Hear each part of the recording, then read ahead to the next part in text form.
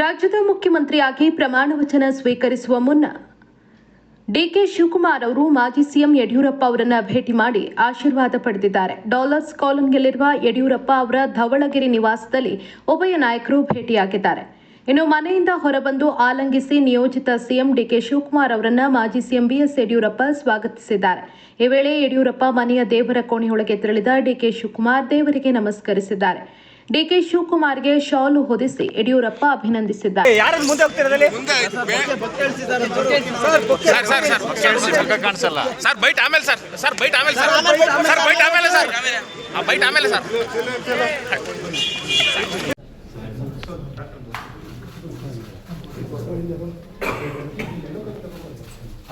ಹಿಂದೆ ಯಾರೋ